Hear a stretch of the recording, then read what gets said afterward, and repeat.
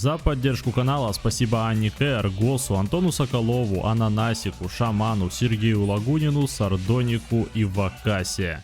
Уберите детей от экранов, в этом ролике в качестве аргументации используются все спойлеры магической битвы. И да, я приветствую тебя, Чумба, с тобой Рабаши. Видос теоретический, буквально, ибо это полностью теория, не претендующая на канон, но учитывая сколько раз я уже ванганул события магички, с чем черт не шутит. Кэндзяку, брат Сукуны, обо всем по порядку. Я уже делал видос по Рёману, происхождение которого раскрывал через легенды, городские байки и мифологию. Везде, в каждой из них был один общий мотив. Сукуна являлся сиамским близнецом, из чего и строились все дальнейшие теории, не только мои. Множество сравнивало силу Сукуны с взаимосвязью близнецов наподобие Маки и Май. И это действительно было логичным, скейлить Двуликого именно таким образом, мол, тот еще при рождении поглотил своего брата-близнеца, обретя тело, ну и всю его мощь и тому подобное. Но в данном случае подходит вариант, прямо изображающий образ Сукуны, у которого дополнительные пары рук, ног и органов, где никакого брата он не поглощал, а рос вместе с ним, разделяя общее тело.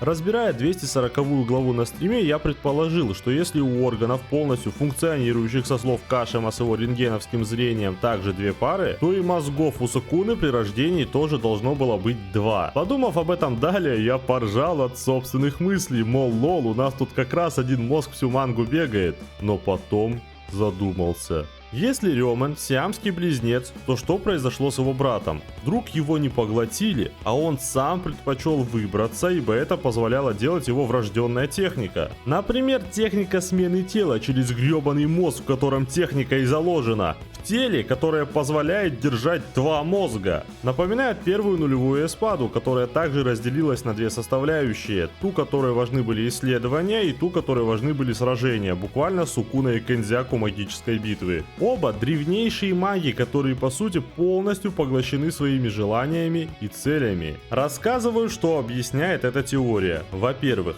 никто из нас не видел истинное тело Кэндзяку. Все формы, что в манге, что тем более в аниме, имели заметный шов на лбу. Акутами скрывает и никогда не показывал истинную форму Кэндзяку, его родную внешность.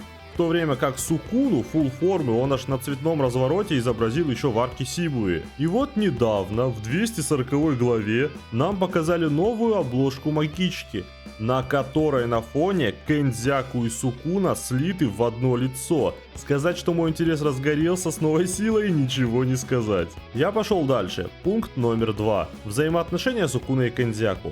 Второй не может воспринимать себя как отдельную полноценную личность и частенько перенимает привычки тела, в котором живет. Это объясняется тем, что с рождения у него не было своего «я», ибо доминантным был Рёмен. Сукуна же всегда выслушивает Кэндзяку и подчиняется ему. Когда Сатору увидел это, он также удивился. Мол, нифига себе этот мужик для Сукуны авторитет, что он слушается его. Но потом сослался на пакт шаманов и договоренность. В чем мог ошибиться? Ведь в рамках данной теории Рёмен слушался Кэндзяку по причине кровной связи. Это, кстати, наталкивает на общие референсы. Однажды Акутами обмолвился, что Кэндзяку может как-то частично подействовать на душу и мозг. Короче, усыплять душу, если нет внешних триггеров, как, например, позыв к действию от Годжо к Сугуру. Сукуна же единственный персонаж, который появлялся в чистилище сразу у нескольких персонажей, что как бы тема спиритизма. Ну и на данный момент лишь Кэндзяку и Сукуна могут переносить души людей, например, превращая их в проклятые объекты. То есть общих тем с душой им двоим и достаточно, ибо других нет. Ну, кроме одного исключения. Пункт 3. Итадори Юдзи.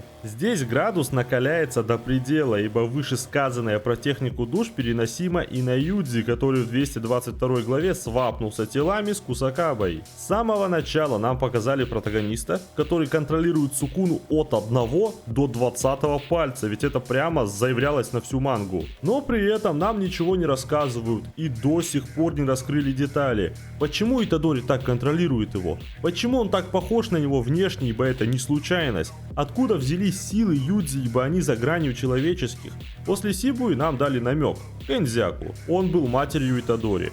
Тут, кстати, опять присутствует техника изменения сознания или души, ибо дед Итадори знал, что Каори мертва, а вот отец, то есть Дин, нет. И ребенок, который родился в каком-то смысле, является по структуре своей таким же, как Сукуна, ибо передались данные оригинального тела, с мозга, который являлся его частью, пусть и с другим сознанием. Вы понимаете, что это значит? Техника свапа души – фишка, которую показывали лишь Кен и Сукуна. Идеальная совместимость Сукуна и Утадори от того, что в рамках этой теории он был рожден от него же, точнее второго сиамского брата.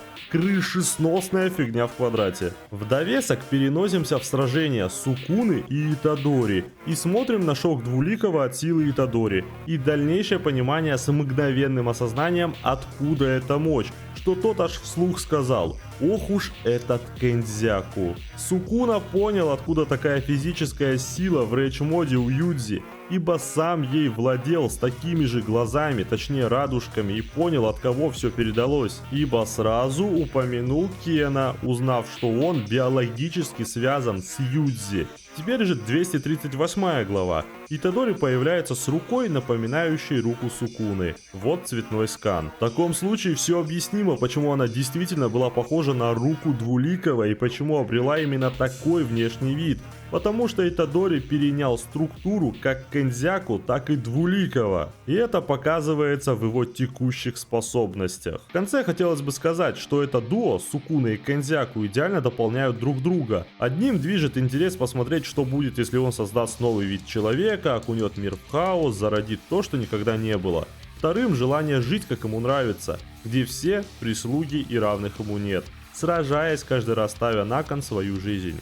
Две стороны одной монеты, ведь для обоих человечество не значит ничего. Еще раз, данная теория не претендует на канон, но чем черт, точнее Акутами, не шутит, ибо сейчас главная загадка всей манги – кто такой Кендзяку. Даже Сукуну плавно раскрывают, а вот с мозгом, внешность которого не показали ни разу, готовят жирнейший твист. Если он не заставит нас охуеть с такой силой, что вхуеть обратно не представится возможным, я буду, мягко говоря, расстроен. С тобой был больной на всю голову Рабаши. Хотел бы сказать спасибо вам, что смотрите меня. Надеюсь, мои ролики поднимают вам настроение и приносят добро.